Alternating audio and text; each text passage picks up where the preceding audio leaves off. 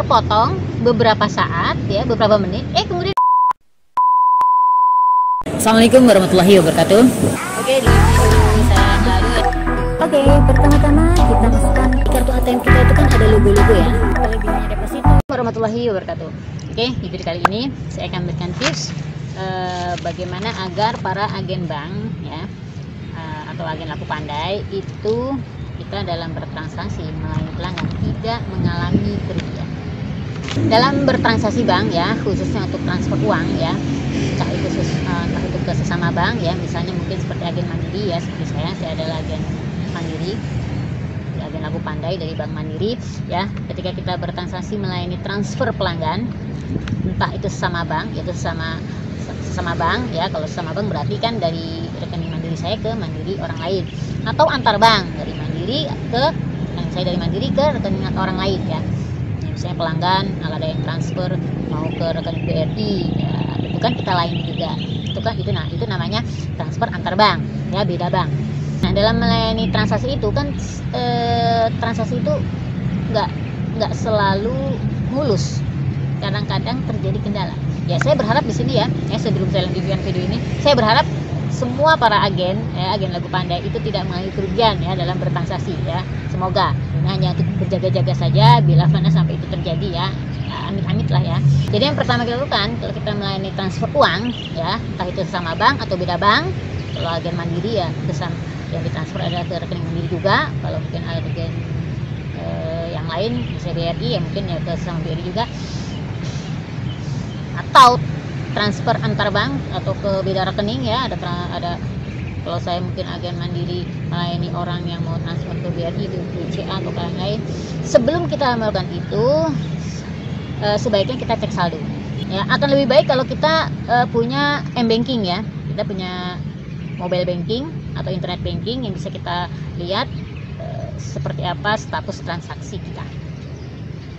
Karena kadang-kadang ini jarang terjadi dan semoga tidak akan pernah terjadi. Ketika kita melakukan transfer uang, seorang pelanggan ingin mentransfer uang ke rekening bank, itu nggak selalu mulus. Kadang-kadang statusnya gagal ya, struknya tidak keluar dari EDC ya, tapi saldo kita terpotong ya, Nah, oleh sebab itu makanya ya kita harus cek saldo dulu ya. Kalau kita belum mengaktifkan banking, kita cek saldo dulu. Saldo kita ada berapa? Nah, begitu kita transaksi, kok transaksinya gagal, kita cek saldo lagi. Kalau berkurang, lah berarti terpotong, berarti kan itu masalah ya. Struk tidak keluar, tapi saldo kita terpotong. Nah, seperti itu. Kalau ada banking lebih enak lagi.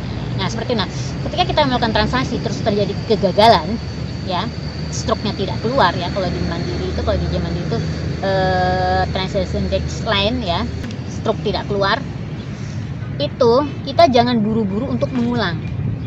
Gagal, terus kita ulang lagi ya. Kita cek saldo kita dulu ya, atau kita buka m-banking kita dilihat mutasi uang tadi sudah masuk atau belum, uang kita sudah terpotong atau belum ya. Kita cek saldo dulu. Nah, begitu saldo kita kok di situ kok tidak terpotong, ya barulah bolehlah kita ulang transaksi tadi. Nah, tapi kalau misalnya saldo itu terpotong, nah ini yang kadang merepotkan. Terpotong beberapa saat ya, beberapa menit, kemudian balik lagi ke rekening kita. Nah, itu jadi yang kadang suka bikin bingung ya di situ. Nah, makanya kalau misalnya kita mendapatkan mengalami hal seperti itu ya, saldo kita kok terpotong, kita buatkan saja buktinya secara manual ya. Nah, dengan catatan kita cek terus di mutasi itu ya, kita cek terus mutasi kita. Bila terus kita melihat di mutasi kita uang kok kembali, ya kita transfer lagi ya, kita kirim lagi uangnya ya. Yang penting pelanggan sudah mendapatkan bukti dari kita kalau uang itu udah masuk ya. Jangan sampai kita juga nakal, udah pelanggan percaya dengan bukti yang kita berikan, dengan bukti manual yang kita berikan, nah kemudian kita berkhianat ya. Jangan sampai ya, dalam bisnis seperti ini kepercayaan itu nomor satu. Atau kalau si pelanggan ini berkenan menunggu, bisa kita minta tunggu dulu ya Pak, kita lihat dulu nanti mutasi saya apakah uang itu akan kembali lagi ke rekening saya atau tidak. Nah gitu, kalau misalnya rekening itu kembali, nanti akan saya transferkan lagi, nanti saya kasih bukti yang asli. Namun bila si pelanggan ini buru-buru ya, tidak mau menunggu, kita kasih saja bukti manualnya ya, dengan kita kasih jaminan, misalnya besok bisa Bapak ambil struk aslinya ya, kalau memang menginginkan untuk mendapatkan struk yang asli ya, seperti itu ya, kita kasih jaminan kepada si pelanggan. Atau lebih baik lagi kita minta nomor WA-nya, nanti bisa kita foto buktinya yang asli kalau memang sudah benar-benar berdiri ya, karena kadang-kadang transaksi deadline atau transaksinya nyangkut, responnya di situ tulisannya gagal, tapi terkadang ternyata masuk ya, ternyata saldo kita terpotong, kan repotnya di situ. Nah kalau untuk transaksi seperti pembayaran, tagihan-tagihan bulanan, listrik, telepon dan lain-lain, misalnya terjadi kegagalan ya, itu sih lebih enak lagi ya, nggak usah khawatir, bisa kita ulang lagi. Kalau memang berhasil, kita ulang berhasil ya, berarti yang tadi tidak terpotong.